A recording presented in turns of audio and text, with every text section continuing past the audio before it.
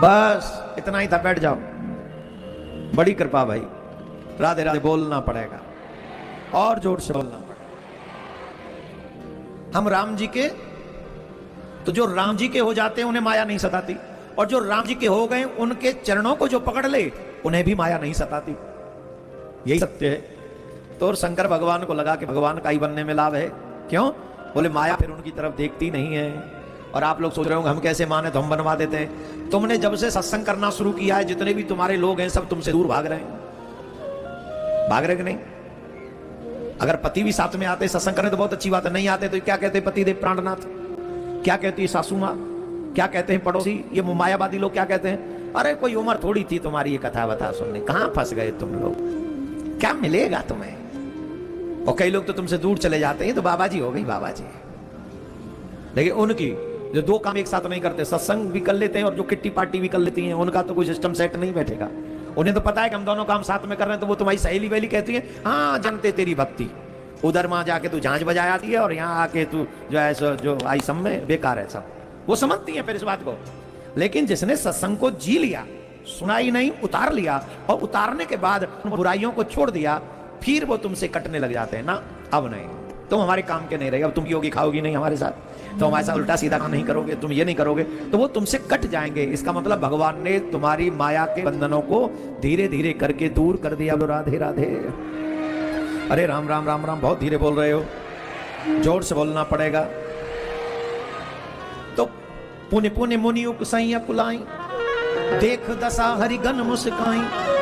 उन दोनों दूतों से पूछते कब इधर आ क्यों नहीं रही, माला पहना क्यों नहीं रही? बोले महाराज थोड़ा सा दिखावा करना पड़ेगा, थोड़ा समाज में जाना पड़ेगा, माला घुमानी पड़ेगी। जो नारद जी के साथ बैठे थे वो कहते बड़े गलत फंस गए हम तो, ये बाबा जी आके यहाँ बैठे हैं, बाबा जी के चक्कर में राजकुमार इधर भी नहीं आ रही, हमें नहीं देख रही। अब वो आसन बदले कैसे? आसन भी नहीं बदल सकते।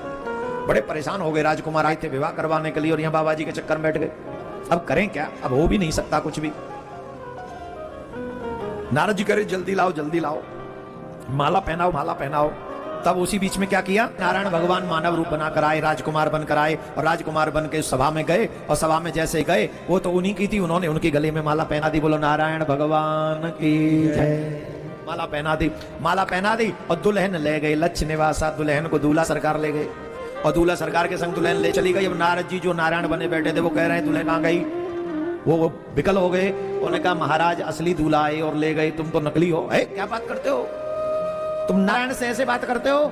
बोले सरकार जरा एक बार अपना मुखड़ा देख लो, जल में जाके देख लो।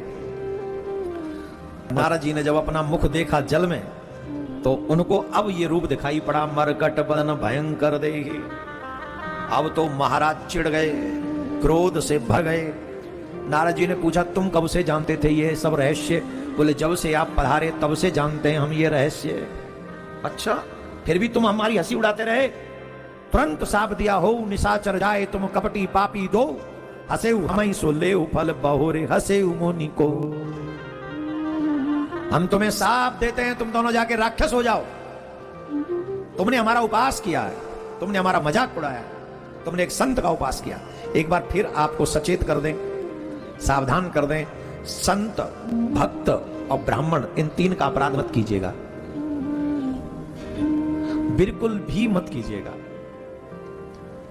संत भक्त और ब्राह्मण का अपराध करने पर परमात्मा भी आपको क्षमा नहीं करते, बिल्कुल भी नहीं करते। और ये बात हम सब पे लागू होती है। ऐसा नहीं है कि हम वीआईपी पर्सन है, कि हम लोअर पर्सन है, कि हम हाई पर्सन है। नो, इंक्लूडिंग मी, मेरे ऊपर भी ये लागू है।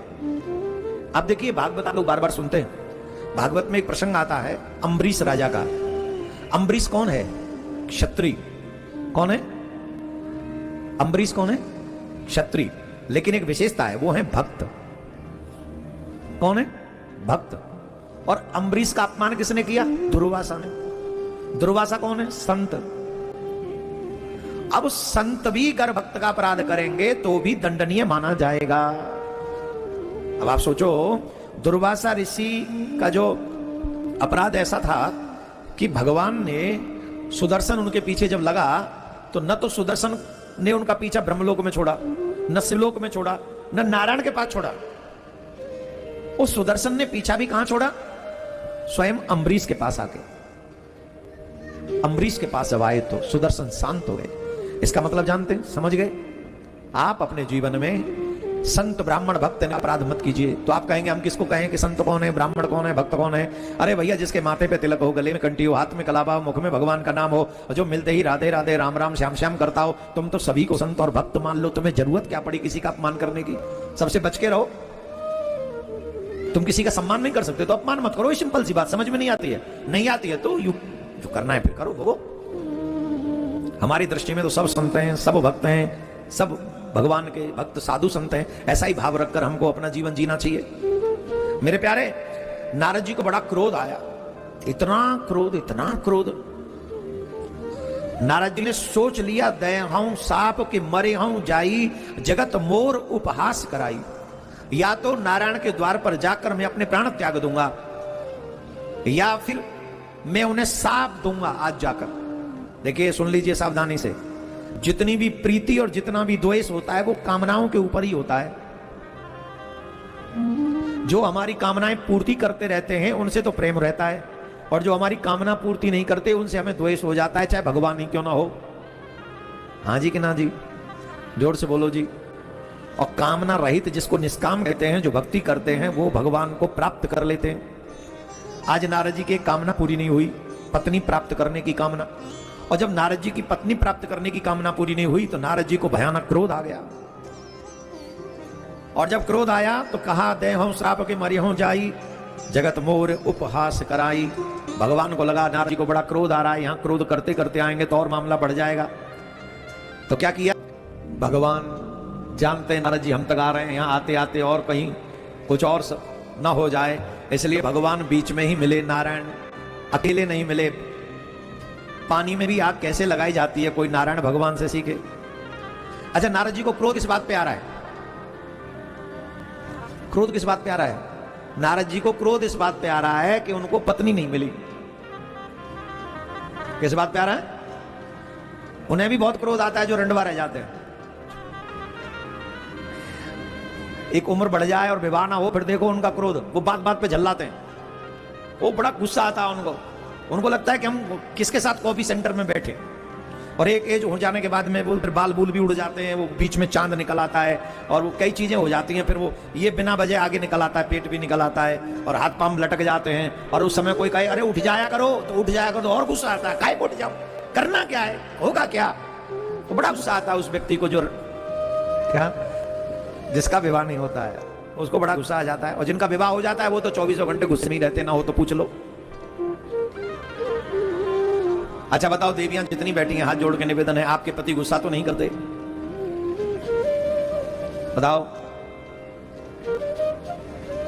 हे भगवान, बहुत अच्छे पति मिले आपको, भगवान 7 जन्म तक यही दे आपको, हर जन्म में यही पति मिले जो हाथ जोड़ रही हैं। 7 नहीं 21 कर दो महाराज, ज्यादा ही खुश हैं ये अपने पति से।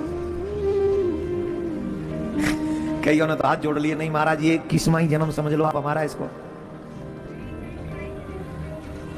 मैं कथा की बात सुनूंगा आपकी। आप खुश हैं वैसे अपने से? जिस हिसाब से आप हंस रही हैं मैं समझ गया। आप बोलना मत, नहीं देख लेंगे। हाँ, राधे राधे बोलना पड़ेगा, जोर से बोलना पड़ेगा। हाँ, तो ये बात हुई, समझ में आ गई क्या बात हुई? नारद जी को क्रोध आ रहा है कि मेरा विवाह नहीं हुआ इस वजह से। और जब भगवान गए वहां तो अकेले नहीं गए भगवान। जिस वजह से क्रोध है, क्रोध किस वजह से है कि मुझे पत्नी नहीं मिली। और जब भगवान गए तो कैसे गए? एक तरफ तो लक्ष्मी जी हैं और एक तरफ विश्व मोहिनी जी, दोनों के साथ में अकेले बीच में खड़े हैं, ऊपर से मुस्कुरा रहे हैं। और मुस्कुराते हुए बोले, मुनि कहां चले विकल की नाही। हे मुनिनाथ, हे नारद जी, आप इतने विकल होके कहां जा रहे हो? इसको कहते हैं जरे पे नमक छिड़कना।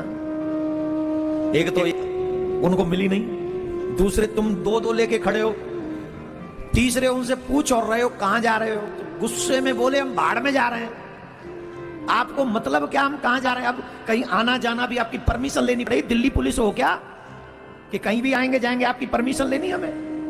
कहां जाएं हम, क्यों जाएं, क्यों बताएं हम आपको? अब भगवान इसके बाद नहीं बोले, इसके बाद सिर्फ नारद जी बोले। क्रोधी आदमी किसी की सुनता नहीं है, क्रोधी सिर्फ सुनाना चाहता है। और जब और कोई बोल दे बीच में तो और क्रोध बढ़ता है। हाँ जी कि ना जी? तो सुनो नारद जी ने क्या कहना शुरू किया। विष्णु,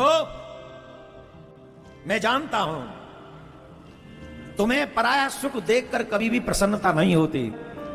तुम्हारे भीतर ईर्ष्या, कपट, कूट कूट के भरा हुआ है। मैं जानता नहीं हूं क्या जब समुद्र मंथन हुआ था तुमने क्या किया था? तुमने शंकर भगवान को भी बौरा दिया था। देवताओं को अमृत पिलाने के लिए तुमने दैत्यों को मदिरा पिलाई थी। ये क्या तुम्हारा न्याय था? मैं सब जानता हूं। स्वयं समुद्र मंथन के समय लक्ष्मी जी ये खड़ी है ना, ये जो खड़ी है, इनको तुमने समुद्र में खुद रख लिया अपने पास में। शंकर भगवान को विष पान करा दिया, कालकूट विष, दैत्यों को मदिरा। ये हम नहीं जानते हैं, ये हम सब जानते हैं। तुम स्वार्थी हो, तुम कुटिल हो, तुम्हारा हमेशा कपट भरा व्यवहार रहा है। सुनो, शिव पुराण में भी ये प्रसंग आता है। ऐसा कड़वा शब्द बोला है नारद जी ने, ऐसा कड़वा, हे हरे तुम महादुष्ट। ये शिव पुराण का श्लोक है। हे हरे तुम दुष्ट हो, महादुष्ट हो, दुष्ट नहीं महादुष्ट। ये बात कौन बोलता है? ये किसके प्रभाव में नारद जी बोल रहे हैं? पूछो। काम के प्रभाव में। ये जो नई नई उम्र में हम एक दूसरे से कहते हैं ना, लव है लव है लव है, मम्मी पापा की बात नहीं मानते हैं, फिर छोड़ के भाग जाते हैं, फिर शादी। ये लव नहीं, ये काम का प्रभाव है, अट्रैक्शन है मात्र। अरे जिस काम ने नारद जी को इतना अपने प्रभाव में ले लिया हो कि नारायण भगवान को कह रहे हैं, हे हरे तुम महादुष्ट हो, तुम महादुष्ट हो। दुष्ट ही नहीं, परम स्वतंत्र हो ना। तुम्हारे सिर पे कोई नहीं है, जो मन में आता है वही करते हो। भले को बुरा कर देते हो, बुरे को भला कर देते हो। सबकी परीक्षा लेते हो, सबकी परीक्षा लेते समय तुम्हारे मन में थोड़ी